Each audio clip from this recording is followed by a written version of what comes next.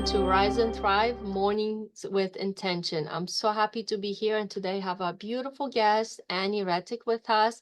And she is super excited to tell us about her journey in her life and what she is up to.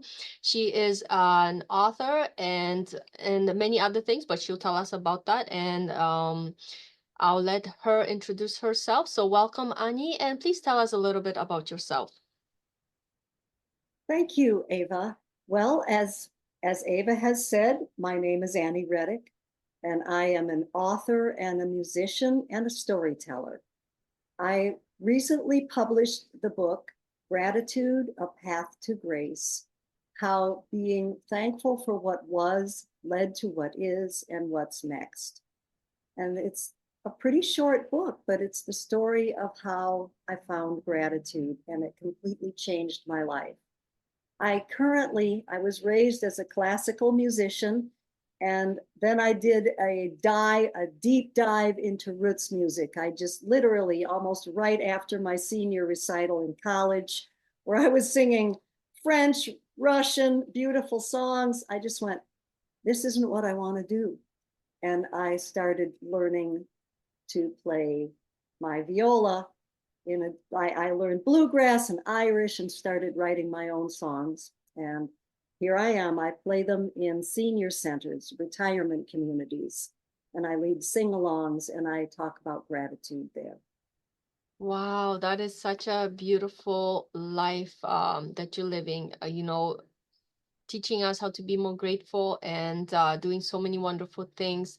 That is truly, truly amazing. And you said your book is short, but it's the power in the book that transforms, people's lives, right? Yes. So thank you so much for the beautiful introduction. So we'll jump right into asking you some questions about more in depth. So can you share with us what your life was like when you felt you were on top of the world, living your dreams? Well, I was a musician in a duo. I had a 5-string viola made so that I could play Irish and bluegrass, and I was playing in various restaurants and bars, and almost every Saturday night I had a 40-acre, I think it would be called a hobby farm or a homestead. It was half wooded. We had a huge garden with fruit trees. I had 2 beautiful children. We were raising them on all this organic stuff. So I was learning roots farming, and I was getting into roots in every way, musically and everything else. And I was raised in the suburbs. So this was like a um, complete remake of my life. And I loved my life. I was teaching viola at a music store just up the road. And that was my dream life. And then in the middle of one of the performances, uh, I felt a terrible pain. And that's when my life started to fall apart. Oh, did you want to tell us more about what happened after, or?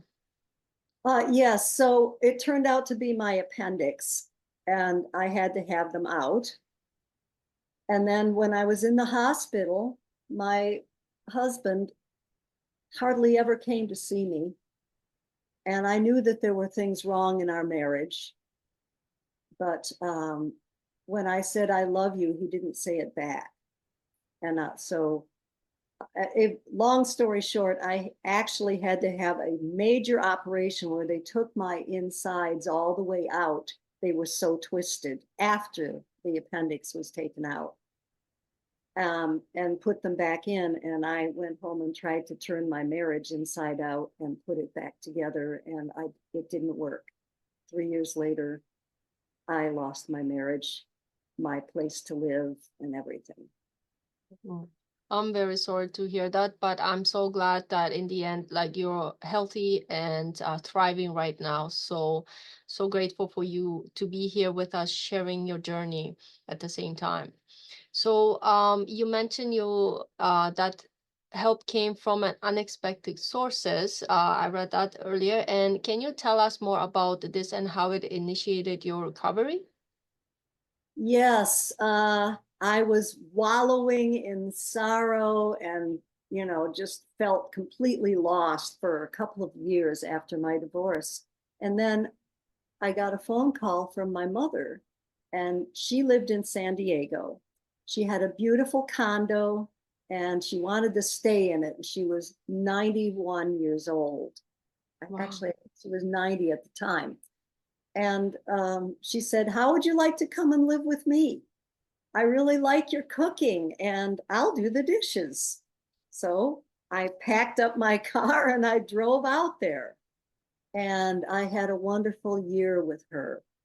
And what happened was there was, I think it's easier to start changing the way you think if you take yourself out of the environment you've been in. So that was the first big, big gift, was that I got to leave Michigan. And so in the winter, instead of being cold and all alone, you know, I, you know, I got to sip iced coffee on a terrace, and I got to walk to the beach with my mother. So when I woke up with these thoughts of, oh, I don't know what my future is, because my husband and I had planned everything outside the box. I didn't have retirement. I didn't have anything. And this fear would grip me. And then I would just deliberately force my brain to think of something else. Oh, I can hear a bird singing. I can smell the ocean. And eventually it got to where those thoughts came more often, and then they came first. And then I started getting out of bed to write them down. And that is when my gratitude practice really started. Wow. Yeah, it's sometimes it takes really strong will, and some people can do it like this, right? And then there's people that, you really need to kind of give yourself that good nudge and then, build that ladder of belief, and that's kind of exactly what you did. And imagination is so powerful, the way you described it, that like I got goosebumps just listening to it, because it's so true. You build it up, and before you know it, it's in your 3D world. You're able to jump from here to there, and you do it gradually and healthy, and then it becomes your reality. And that's one way of doing it. And you have to have that firm faith and believe that it will come. Correct? Yes, Yeah. yes. That's such a beautiful way of getting yourself to push forward. Yeah. And it really helped too that I was with the person who loved me the most in the world. Yes. It was just such a balm to my soul. We went to concerts together because she had tickets to over 50 concerts and I got to drive her. And so the music was soothing to me. And I started remembering why I loved being a musician. I had just lost all joy in that. I Wow. had taken my instruments out there with me, but I wasn't really practicing. And then I started practicing. I started going to open mics, and people liked my music. I was only doing other people's music then, but I was playing viola and mountain dulcimer at these open mics, and my my creativity got my muse Yeah. got tickled, is Yeah. the way. And you're not the only one who was benefiting from you moving there. It was your mom too, because she got to spend time with you. You got to hang out together, and you bloomed. You started blooming again in your life, and your life just became so beautiful all over again in a different environment, right? Yes, and it was so ironic because I was the lucky one. They had all of my siblings had already been to California, living in California, but they were all too busy, had lives of their own. They still had children. My divorce was the thing that allowed me to go be the one to with my mother, and I realized that suddenly at some point during that year, it was like, wow, this bad thing that happened to me led to this. Yeah. So when you first encountered gratitude on your journey, what were your initial thoughts or feelings about it? I don't know that I called it gratitude at that time. All I wanted to do was just change my fear. Um, and I did it by thinking of things I had to be grateful for. That's how I was thinking of gratitude. Don't concentrate on this. Um, just wow, you have this. You're here. This is you can actually. I thought I couldn't build my life again. I really didn't know. And I think people who have really had a huge loss, sometimes you just don't feel like you can ever build it up again. Where's my life? I've lost everything, but Yeah, it's an opportunity. So I started thinking of it like that. And I guess the word gratitude must have come in there sometime. I think, when I actually started getting out of bed and writing it down, that's when I started thinking, oh, this is a practice. And if I keep doing this, it keeps getting better. definitely does. It does feel better and better each time, you pursue it, right? So, going back to your book, so how did you start to incorporate gratitude more into your daily life? Can you tell us more about that? Oh, well, I think that, basically that's pretty much what I did. I did things. I got back into my music again. I found joy in that. I started um, doing things that brought me joy and realizing that I could still have joy in my life and be grateful for those things. I've always been into nature. I've always loved it. We had a summer cottage, so even though I grew up in the suburbs, we spent all summer on a lake swimming and, water skiing and sailing. And so I love nature, and I can always immerse myself in nature. And there's no way I'm not grateful when I'm out in nature. It's such a part of me. So that's part of what I did. Mother and I walked every day. We usually walked down to the ocean. And then I started going to these open mics, and I would bring her with me.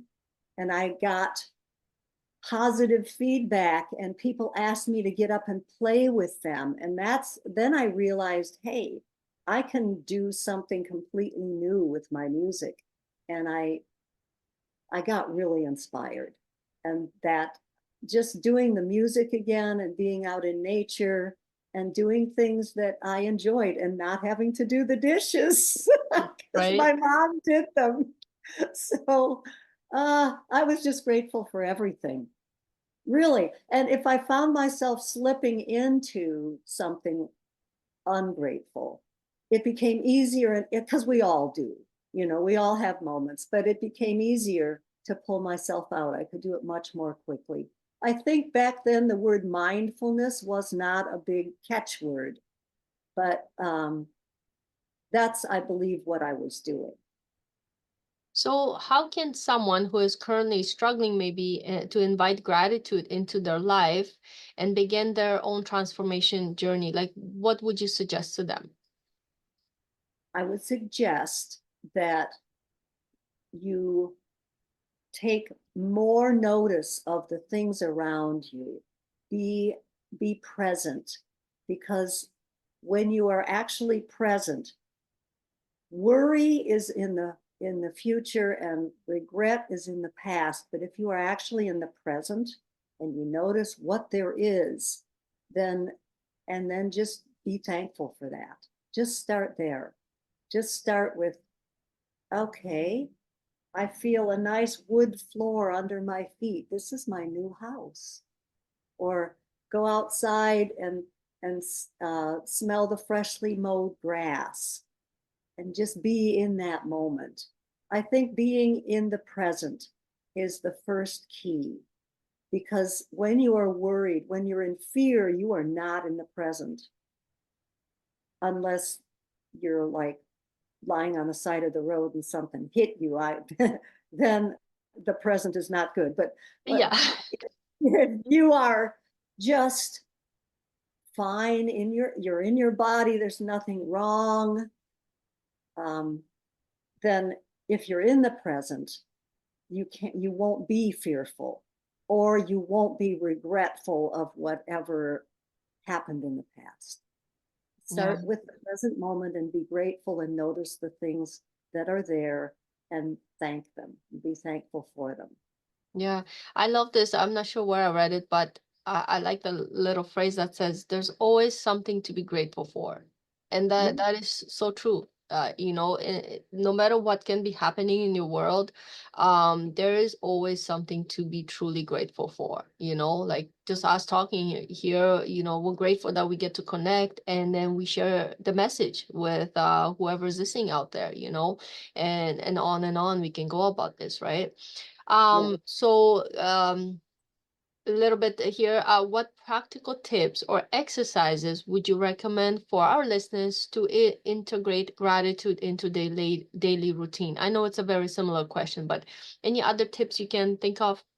Yeah, actually, in the back of my book, there is a link, and you can get my favorite gratitude practices. But I'll just name some of them here.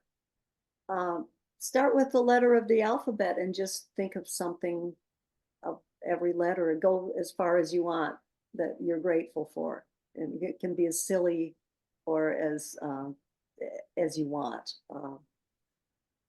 Let's see. I'm just going to look at my own book here because I'm having a moment. Actually, they're not in there.